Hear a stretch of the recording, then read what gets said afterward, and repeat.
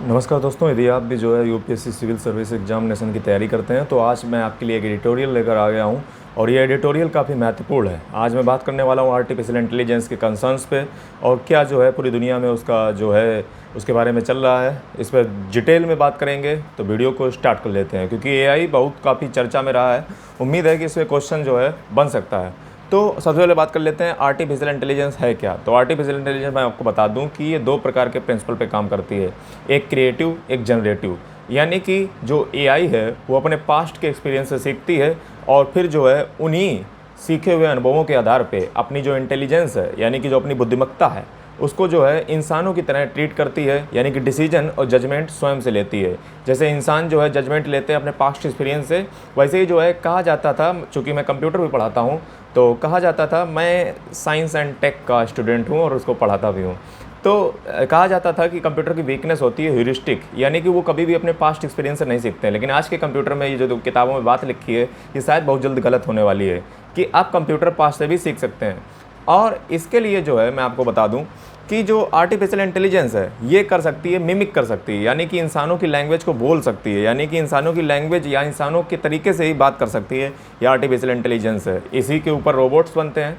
Robots जो है वो भी जो है एक प्रिंसिपल पे ही काम करते हैं जिसका जो है सिद्धांत दिया था असिमोव ने। यदि आपने नहीं पढ़ा है तो उसको आपको जरूर पढ़ना चाहिए, और यदि आप साइंस एंड टेक के स्टूडेंट हैं तो। नेक्स्ट मैं बात करूँ तो कंप्यूटर जो है वो ह्यूमन इंटेलिजेंस एंड जजमेंट जो है लेने लगते हैं और उनके अंदर तर्क करने की और एक्शन लेने की क्षमता जो उनके अंदर आ जाती है। दूसरी चीज़ ये भी है कि गूगल पे जब भी आप कोई भी चीज़ सर्च करते हो तो उसमें कई सारी वेबसाइट्स आ जाती हैं, लेकिन जब आप एआई पे सर्च करते हो तो आपको एग्जैक्ट उसी चीज़ का जवाब मिलता है। कुछ लोग सोचते हैं कि भगवान के द्वारा बनाया गया एक यंत्र है जिससे जो टेक्नोलॉजी है जिससे जो है हर चीज़ सही मिलती है, लेकिन ऐसा नहीं है। एआई के भी बहुत सारे कंसर्न हैं। एआई इंसानों के द्वारा ही बनाया गया है, आर्टिफिशियल इंटेलिजेंस इंसानों के द्वारा ही बनाया गया है, यानी कि उसमें भी फॉल्ट होने के चांसेस हैं। अगर मैं बात करूं तो एथिकल एआई होती क्या है। देखिए यहाँ पे जो मैं बात करने वाला हूँ एथिकल एआई पे बात करने वाला हूँ। जो आपकी आर्टिफिशियल इंटेलिजेंस होती है मशीन लर्निंग और डीप लर्निंग पे काम करती है, जो कि एक जो है आप ऐसे समझ लीजिए कि लार्ज वॉल्यूम का जो अनस्ट्रक्चर्ड डेटा होता है, यानी कि बहुत सारी ये स्टडी करती है। आप कोई भी इसको फोटो दे दीजिए या फिर मेरा वीडियो दे दीजिए, मेरी चीज़ को बहुत अच्छे से ध्यान से बहुत अच्छे से देखेगी। जैसे कोई मिमिक करने वाला व्यक्ति नहीं होता, किसी की मिमिक्री करता है, वैसे ही बहुत अच्छे से पहले नोटिस करती है, पॉइंट आउट करती है कि क्या चीज़ है, कितने एंगल पे आँख है, कितने एंगल पे जो है सारी चीज़ों को नोटिस बहुत ध्यान से करती है। फिर वो चाहे अनस्ट्रक्चर्ड टेक्स्ट हो, इमेज हो या कोई वीडियो हो, उसको पढ़ने के पश्चात। लेकिन यही तो बात है कि हमारे जब चीज़ों को आप पढ़ रहे हो तो हमारी प्राइवेसी का भी तो हनन आप कर रहे हो, आर्टिकल 21। तो आप हमारी प्राइवेसी कितनी ले रहे हो, हमारा डाटा कितना उठा रहे हो, फिर उस डेटा का प्रयोग आपसे जब कोई दूसरा क्वेश्चन पूछा जाएगा तो आप मेरे ही डेटा का प्रयोग वहाँ पे भी करोगे जा करके। फिर दूसरी चीज़ ये है कि अगर आपका जो सोसाइटी है वो अगर जो है किसी मेन की तरफ बायस है या फीमेल की तरफ बायस है तो उसका इफेक्ट भी जो है एआई पे देखने को मिलेगा, क्योंकि वो सीख रही है हमारे अनुभवों से, और हमारे अनुभव किस ओर जाते हैं, वो पैट्रियार्की की ओर जाते हैं या जो है मैट्रियार्की की ओर जाते हैं। तो यानी कि ऐसा तो नहीं कहीं स्त्री या पुरुष के प्रति एक लगाव जो है एआई का हो रहा हो, ये भी खतरनाक है। यानी कि किसी के प्रति बायसनेस भी नहीं होना चाहिए। दूसरी चीज़ हमारा प्राइवेसी और डेटा का जो भी है प्रोटेक्शन होना चाहिए। अगला अगर बात किया जाए जो एथिकल एआई होती है, एथिकल एआई बनाने का, देखिए कोई भी सरकार है, हमारी दुनिया में आर्टिफिशियल इंटेलिजेंस आ चुका है, लेकिन हमारा कर्तव्य है, देश प्रयास कर रहे हैं कि उसको एथिकल एआई बनाया जाए। एथिकल एआई से मतलब है एक ऐसी नैतिक और जो है रिस्पॉन्सिबल एआई बनाई जाए जिसमें किसी भी प्रकार का बायस ना हो, जिसमें किसी भी प्रकार से उसके अंदर सोसाइटी वैल्यूज हों, नॉर्म्स हों और जो है मोरल प्रिंसिपल्स हों, और वो जो यूनिवर्सल प्रिंसिपल्स होते हैं, यूनिवर्सल वैल्यूज होती हैं, उनको भी जो है अपने अंदर आत्मसात करें। यानी कि वो जो है हम एआई से हम एथिकल एआई बनाना चाहते हैं। यही सारी दुनिया की गवर्नमेंट की प्रयास हैं, कहीं जो है कुछ उल जलूल काम एआई ना कर दे। अगला अगर बात किया जाए तो एक एथिकल एआई के प्रिंसिपल क्या क्या हैं, एथिकल एआई कैसे बन सकती है।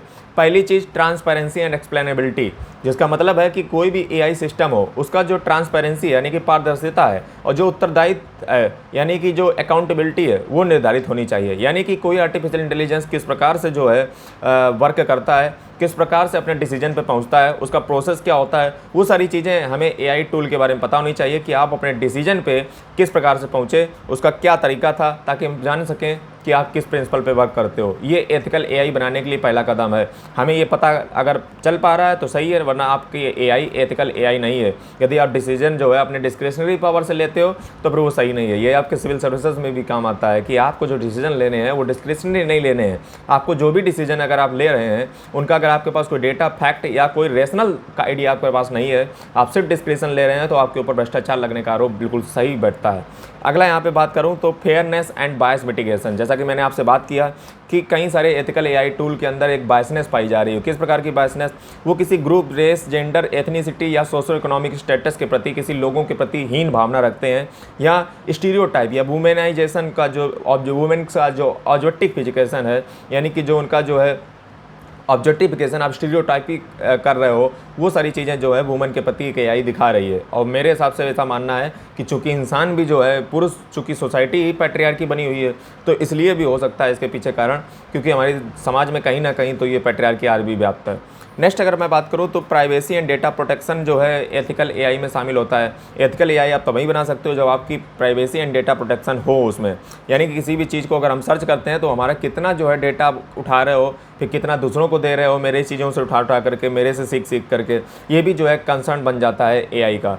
अगला अगर कंसर्न की बात की जाए तो अकाउंटेबिलिटी एंड रिस्पॉन्सिबिलिटी, यानी कि अगर कोई भी एआई कोई भी हरकत कर देती है तो उसके लिए उत्तरदायित्व कौन होगा? क्या वो मालिक उत्तरदायित्व होगा जिसने बनाया है? यस, होना भी चाहिए, क्योंकि आपने ही एआई को डिज़ाइन किया है, आपने ही उसके एल्गोरिथम को लिखा है। जिस प्रकार से आप एल्गोरिथम को उसमें लिखते हो उसी प्रकार से जो है वो परफॉर्म करती है। कहीं ना कहीं आपके एल्गोरिथम में अनइंटेंशनली या इंटेंशनली कहीं ना कहीं उसमें खामियां रही होंगी, इसीलिए जो है आपका एआई वो बायसनेस के प्रति या किसी गलत रिस्पांस को वहाँ पे सबमिट कर रहा है। इसके लिए सबसे अच्छा तरीका क्या है? इसके लिए सबसे अच्छा तरीका है कि आप अपने एआई जो टूल है उसकी ऑडिट आप कुछ समय के पश्चात कराते रहें, जिससे आपके ऊपर खतरा नहीं मंडराएगा। यानी कि चूंकि आपने ऑडिट करा रखी है, आपने उसमें जो है पेनिट्रिंग टेस्टिंग कराएं, आप उसमें जो है बग टेस्टिंग कराएं, आप उसमें जो है जितने भी लूप होल्स हैं उसमें सारे जो हैं ऑडिट आप करवाते रहें टाइमली, तो जो है आप बचे रहेंगे। नेक्स्ट अगर बात की जाए तो एआई का, आज अगर एथिकल एआई आपको बनाना है तो आपको रोबस्ट बनानी पड़ेगी। रोबस्टनेस एंड रिलायबिलिटी, यानी कि आपकी एआई टूल ऐसा होना चाहिए जो एकदम रोबस्ट हो, यानी कि बहुत फास्ट प्रूफ हो, एंड जो है उस पर रिलायबल हो, यानी कि उस पर भरोसा किया जा सके, कुछ उल जलूल हरकतें उस पर ना शामिल हो। नेक्स्ट की अगर मैं बात करूँ तो सबसे बड़ा एआई का काम है बेनिफिट टू ह्यूमैनिटी। अब आप कहोगे सर बेनिफिट कहाँ है? ये तो रोज़गार छीन लेगा, लोगों का जो है नौकरी छीन लेगा, तो बेनिफिट यहाँ पे कहाँ पे हैं? तो मैं आपकी जानकारी के लिए बता दूँ कि जो बेनिफिट हैं वो इसमें ज़रूर हैं। आप इंसान ये ज़रूर कह रहे हो कि इससे जो है रोज़गार चला जाएगा, नौकरी चली जाएंगी, लेकिन इससे जो है इंसान अपनी प्रोडक्टिविटी को भी इंप्रूव कर सकता है। जैसे मैं अपने ज़िंदगी में डेली एआई टूल्स का प्रयोग करता हूँ, शायद ही ऐसा कोई दिन जाता हो जब मैं प्रयोग करता हूँ, इससे मेरी प्रोडक्टिविटी, यानी कि मैं अपने ज्ञान पे ऊपर ज्ञान बिल्ड करता हूँ, और जो है अपने जो नॉलेज है उसको इम्प्रूव करता हूँ, अपनी स्किल्स को इम्प्रूव करता हूँ नई नई चीज़ें एआई से सीख करके। तो इंसानों को इसको पॉजिटिव देखना चाहिए, नेगेटिव नहीं देखना चाहिए। और सही है, क्योंकि ये जो रोबोट हैं या फिर कोई आर्टिफिशियल इंटेलिजेंस है, उसका काम जो है वो ये होना चाहिए, रिपीटेटिव वर्क है, रिपीटेटिव जॉब आप ले लीजिए। जैसे आपको बोल्ट खोलना है पूरे दिन बैठ करके, तो इसमें कोई क्रिएटिविटी तो इंसान की लग नहीं रही है। यानी कि इंसान को हमें क्रिएटिव बनाना है। इंसान जन्म से ही क्रिएटिव पैदा हुआ था। आप तो एक फालतू का काम कर रहे हो जो एक मशीन कर सकती है, तो आप किसी दूसरी जॉब में शिफ्ट होइए जहाँ पे आपकी क्रिएटिविटी का जो है उपयोग लिया जाए। यानी कि एआई के आने से इंसान क्रिएटिविटी की ओर मूव करेंगे, ऐसा मैं मानता हूँ। और जो रिपीटेटिव वर्क हैं, यानी कि जो एक बोरिंग काम है, उसको एआई को सौंप देना चाहिए। इससे इंसानों की प्रोडक्टिविटी और इंसान का जो ह्यूमन रिसोर्स है उसमें काफ़ी जो है स्किल डेवलपमेंट के नाम पे जॉब्स क्रिएट होंगी, और कहीं ना कहीं जो है उससे जो इंसान जिसके लिए पैदा हुए हैं वो काम उन्हें मिलेगा और वो नेचर के प्रति जाएंगे। ऐसा मेरा मानना है। ये जो है एथिकल एआई के मैंने कई सारे आपको डायमेंशन बताए जिन पे जो है कि एआई को टेस्ट करना चाहिए। अब एथिकल एआई के जो है कंसर्न क्या है? कंसर्न सबसे बड़ा ये है कि डीप फेक। आज हमारी दुनिया में जो है डीप फेक बहुत ज़्यादा बन रहे हैं। डीप फेक का मतलब है किसी की फ़ोटो को जो है किसी के साथ दिखा दिया, या फिर कोई भी ऊटपटांग हरकत मेरी फ़ोटो के साथ करके मुझे प्रस्तुत कर दिया, या मेरे द्वारा जो है किसी को कॉल लगा करके किसी से पैसे मांग लिए, या मेरे द्वारा ही किसी प्रकार की फ़ोटो या कहीं पे भी कुछ भी ऊटपटांग बने फ़ोटो के साथ छेड़छाड़ करा करके, मेरी वॉइस के साथ छेड़छाड़ करा करके आपने जो है मेरा वीडियो या ऑडियो रिलीज कर दिया और लोग जो है मुझे गरियाने लगे। तो ये जो है ये जो है डीप फेक का अंजाम है, और ये डीप फेक बड़ी चिंता का विषय है। दूसरा चीज़ एल्गोरिथम। जो एल्गोरिथम डिज़ाइन किया जाता है वो एल्गोरिथम जो है ऐसा पाया गया है, यूनाइटेड नेशन जो यूनेस्को है, यूनेस्को का लार्ज लैंग्वेज मॉडल, यूनेस्को ने लार्ज लैंग्वेज मॉडल यानी कि LLM में ये पाया कि जितने भी AI टूल्स हैं वो कहीं ना कहीं जेंडर बायस, होमोफोबिया और रेशियल डिस्क्रिमिनेशन करते हैं। ये चीज़ें उनमें कहाँ से आई, मैं आपको बता चुका हूँ कि लोगों ने उसमें भरी होंगी, क्योंकि एल्गोरिथम उनका इस प्रकार से डिज़ाइन है, क्योंकि कोई भी डेवलपर हो वो पूरा जो है बायसनेस नहीं होता है। इसलिए मैं कहता हूँ कि हर AI टूल की ऑडिट होनी चाहिए, यानी कि जांच होनी चाहिए समय समय पर। दूसरा चीज़ ये है कि प्राइमरी सोर्स रिप्रेजेंटेशन, मेरा ऐसा मानना है कि लोग जो भी जानकारी AI टूल्स पे सर्च करें उसकी जो है प्राइमरी लैंग्वेज होनी चाहिए। प्राइमरी लैंग्वेज का आशय है कि जो लैंग्वेज में आप पूछें उस पर, उसी लैंग्वेज में AI को समझना चाहिए। इसका सबसे अच्छा एग्जांपल आप ऐसे समझ सकते हो कि जब भी आपके परीक्षा में क्वेश्चन पेपर आते हैं तो वो जो है आपके इंग्लिश से ट्रांसलेट किए जाते हैं, लेकिन AI से जब मैं कोई चीज़ पूछ रहा हूँ तो मेरी ही भाषा में आप समझिए, आप इंग्लिश में क्यों ट्रांसलेट कर रहे हो। इंग्लिश में ट्रांसलेट करने का कई बार मतलब कुछ और निकल जाता है, यानी कि जिस भाषा में पूछूँ आपसे उसी भाषा में आप जवाब दीजिए, तो इससे आपकी जो अंडरस्टैंडिंग है AI टूल्स की वो ज़्यादा बेहतर होगी और ज़्यादा बेहतर किफ़ायती आंसर हमें मिल सकेगा। आप ट्रांसलेशन करके जो है किसी की चीज़ के आंसर जल्दी से नहीं निकाल सकते हो, ऐसा मेरा मानना है। अगला मैं बात करूँ डेटा प्राइवेसी। डेटा प्राइवेसी क्या है? दरअसल बहुत सारी जनरेटिव AI जो होती हैं वो क्या करती हैं, आपके पास्ट एक्सपीरियंस से आपने जो भी सर्च किया उससे जो है जनरेट करती हैं, यानी कि पुराने एक्सपीरियंस से उस चीज़ को जनरेट करती हैं। तो ये आपकी चीज़ों को उठा रही हैं, आपके डेटा को उठा रही हैं, यानी कि डाटा का भी कंसर्न है। अगला है black box problem. Black box problem क्या होती है? इसका मतलब ये है कि जो डिसीजन मेकिंग है उसमें जो है आपने किस प्रकार से AI टूल ने डिसीजन लिया, उसकी ट्रांसपेरेंसी और अकाउंटेबिलिटी सुनिश्चित होनी चाहिए। नेक्स्ट की अगर बात करूँ लायबिलिटी इशू, यानी कि कोई भी जो है लीगल अगर कोई भी जो है इशू अगर मुझे किसी के ऊपर रेज करना है, क्या मालिक के ऊपर ये रेज कर देना चाहिए? तो ये जो है ये भी है कि लायबिलिटी यानी कि अल्टीमेटली किसके ऊपर दी जाएगी अगर कोई भी जो है इससे नुकसान इंसानी मानव सभ्यता को होता है। नेक्स्ट अगर बात करूँ तो लोगों की जॉब जाएंगी, ये तो सीधी बात है। और दूसरी चीज़ ये भी है कि डेटा की जो ऑनरशिप है वो कौन रखेगा। जैसे मैं आपको बता दूं कि कॉपीराइट और इंटेलेक्चुअल राइट्स, प्रॉपर्टी राइट्स के अगर अंतर्गत देखा जाए तो हमारे देश में जो पूरी दुनिया में डेटा के लिए IPO इंटेलेक्चुअल प्रॉपर्टी राइट्स बने हुए हैं, जिसमें जो है हर व्यक्ति की सेफ्टी और हर व्यक्ति की जो क्रिएशन है उसको जो है तवज्जो देनी चाहिए। लेकिन AI के आने से ये सब सेफ्टी गई भाड़ में और सब जो है जा रहा है। वैसे मैं आपको बता दूँ, क्योंकि जो है आपको नहीं पता होगा, तो NFT नॉन फंजिबल टोकन्स, इससे जो है आप किसी भी चीज़ को सिक्योर कर सकते हो हाईली तरीके से। ब्लॉकचेन टेक्नोलॉजी भी बेस्ट है, आप डाल देना NFT शरद कटियार। नेक्स्ट अगर बात करूं तो वहाँ पे मैं आपको बताना चाहूँगा ऑटोनोमस वेपन्स, यानी कि जितने भी जो वेपन हैं उनका जो है प्रयोग किस प्रकार से होगा, किस प्रिंसिपल्स पे होगा, किस सिद्धांतों पे होगा। कभी जो है ऐसा तो नहीं कि किसी मानव सभ्यता को ख़त्म कर दे या कोई वेपन ऑटोमेटिक चल जाए या पूरी धरती को ही तबाह कर दे। तो इसके डिसीजन जो है कैसे निर्धारित होंगे, कैसे AI को आप डिप्लॉयमेंट कर सकते हो। अगला है डिजिटल डिवाइड। कई लोगों को AI जो है आर्टिफिशियल इंटेलिजेंस मिल रहा है यूज करने को, कोई को नहीं मिल रहा है, तो डिजिटल डिवाइड का भी काम कर रहा है। 52% जो है भारत की जनसंख्या AI का प्रयोग नहीं कर पा 52% भारत की जनसंख्या के पास इंटरनेट की फैसिलिटी नहीं है। नेक्स्ट अगर बात करूं तो जो है एनवायरमेंटल एथिक्स का भी यहाँ पे कंसर्न आ जाता है। जैसे गूगल की मैं अगर बात करूं तो गूगल ने कहा है कि 17% इलेक्ट्रिसिटी कंजम्पशन ज़्यादा हो रहा है गूगल के सेंटर में जब से ये AI आ रही है।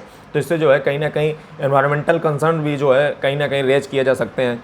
अगर नेक्स्ट बात करूं तो ये पूरी दुनिया में इसके लिए हुआ क्या है, तो मैं आपको बता दूं global alliance for social entrepreneurship world economic forum 2024 जो दावोस में हुआ था, उसमें कहा गया था कि हम जितने भी AI टूल्स हैं उनको जो है सोशल एक इनोवेशन टूल के रूप में प्रयोग करेंगे और पॉजिटिव सोशल इम्पैक्ट ही वो डालें, इसके लिए जो हम प्रयास करेंगे, जिसके लिए माइक्रोसॉफ्ट को प्रमोट करने के लिए कहा गया था। यूरोपीय यूनियन ने अपना कानून ऑलरेडी बना दिया है, मैं आपको बता दूं, और ये फंडामेंटल राइट्स के लोगों को प्रोटेक्ट करेगा। चाइना, कनाडा और सिंगापुर भी जो अपने कानून इंट्रोड्यूस कर चुके हैं।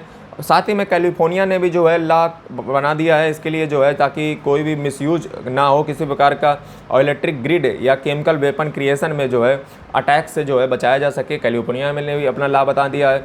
और बड़े बड़े जो टेक जायंट हैं जैसे Microsoft, Meta, Google, Amazon and Twitter जो हैं, ये भी जो है अपनी टीम एक बना चुके हैं, जिससे जो है जितना भी डाटा सर्च होता है फ्लिपकार्ट, अमेजन पे, उसका जो है प्रोटेक्शन किया जा सके और किसी प्रकार से उसका जो मिसयूज है वो ना किया जा सके। हालांकि मिसयूज तो बहुत धड़ल्ले से होता है, छोड़िए।